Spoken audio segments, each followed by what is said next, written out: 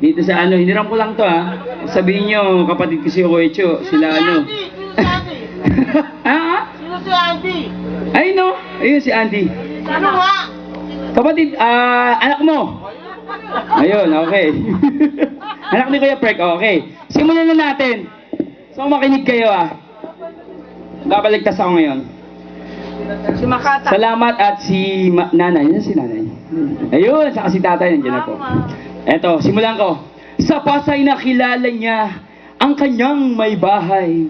Ang tinutukoy ko ay ang gwapong si tatay. Siguro nung oras na yon, todo-todo ang kanyang bihis. Baka nakasapatos pa kahit siya lang ay nagwawalis. Itong si nanay, makinig kayo, ito'y aking nalaman. Kahit nung dalaga pa, litaw na ang kagandahan. Palagay ko nung nanliligaw si tatay, ay hindi na siya nahirapan. Dahil nung nagwawalis daw si tatay, Teopilo, si nanay ay nagwapuhan. Matindi pala si tatay Teopilo, ang lakas ng sex appeal. May pinagmanahan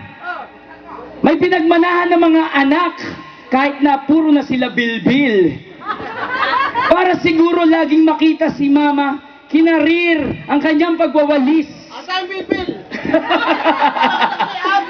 Pero di mo maisasantabi si tatay, matatamis ang kanyang ngiti. Hanggang nakuha rin ni tatay ang matamis na oo ni nanay.